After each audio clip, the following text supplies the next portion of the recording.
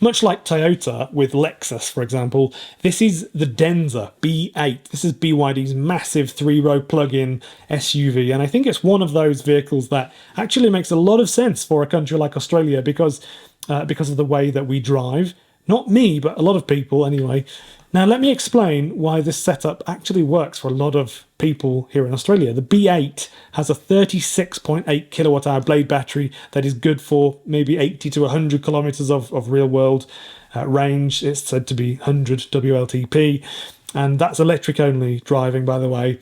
And that means most of your daily running is probably going to be just electric, whether it's picking up food from the store or milk or bread or picking up your kids from school. And if you want to do long trips out of town, you can also do that. It's just a little bit less efficient than it would be if you were to drive a diesel ute, for example. Even at shoulder pricing here in Australia, like if you look at Queensland or New South Wales, maybe 35 cents per kilowatt hour. A full charge costs about maybe $10 to $13.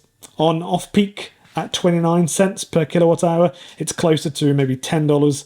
So that's pretty good. If you've got solar panels, it's practically free, isn't it? But here's the thing that makes the B8 stand out. When you go long distance, it's got a proper petrol engine and a big fuel tank. So it's much like the BYD Shark. It carries 91.5 litres of petrol. And with that, plus the hybrid system, the WLTP range is about 984 kilometres. If you filled it up today at around $1.80 per litre, which is, I think, a little bit expensive, but maybe that's what some people are paying in, say, central Sydney, a litre, that's $164 for pretty much a 1,000-kilometre trip in Australia.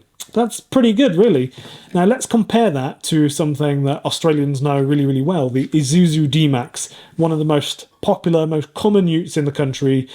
The D-Max averages around 7.5 to 8 litres of diesel per 100 kilometres. So for 984 kilometres, driving that would cost you about $134. So yes, the D-Max is actually a little bit cheaper purely on fuel for a long highway run.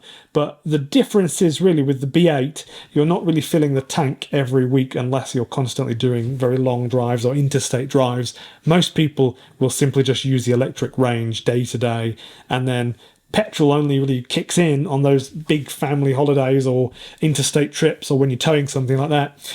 Over the course of a year, your actual fuel bill will pretty much be nothing or very, very low. It's going to be way lower than a diesel ute simply because you're only buying petrol very occasionally. So when you look at it purely as a petrol SUV, it's not as efficient as a diesel ute, definitely not. It's actually a 3.3 ton vehicle as well, which is really, really heavy. But when you live with it as a plug-in hybrid at home, you charge it up every night, you go to work the next day, it basically flips the equation. Most of your kilometres are actually just going to be electric, which costs basically a fraction, like a sliver of diesel or petrol. The B8 is also very, very good off-road. It's got 220 millimeters ground clearance in normal mode, and then you can push that up to 310 millimeters when you lift the air suspension up when you're taking it off-road.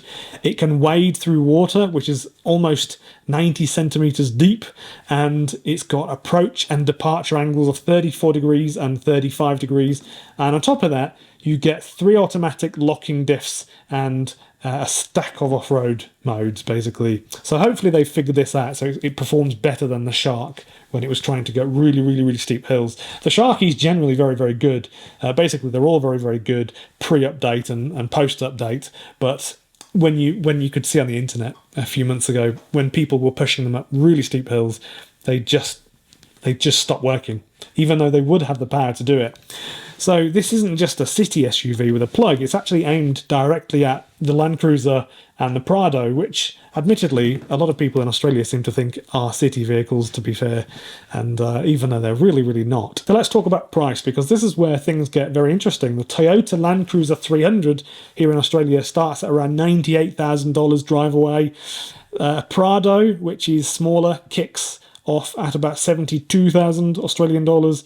BYD has not confirmed Australian pricing yet for the Denza B8. It is positioned as a premium SUV under the luxury Denza brand. If it lands here in Australia for maybe 80, maybe 85, maybe even 90, I think it will directly undercut Toyota, and I think people will buy it, honestly.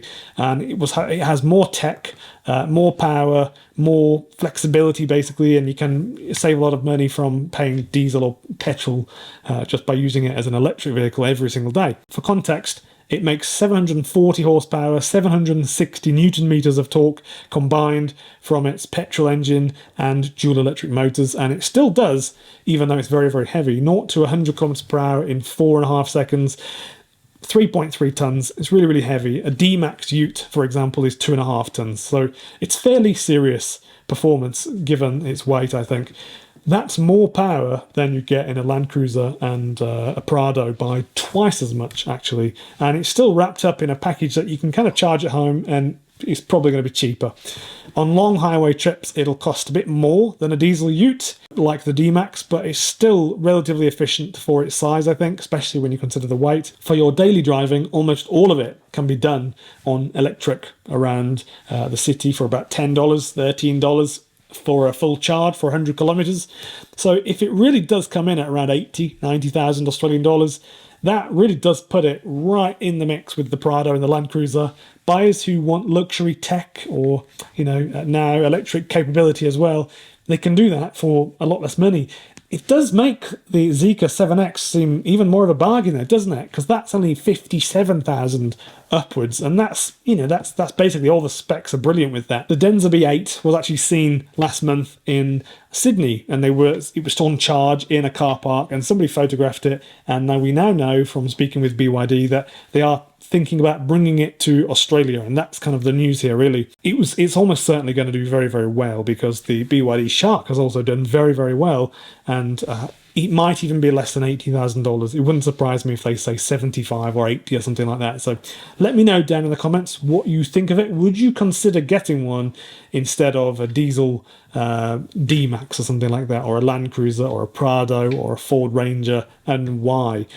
Thank you for watching, and a massive thank you to those people who support on Patreon and who are now YouTube members. It really helps me keep on going, so thank you very much, and catch you in the next video.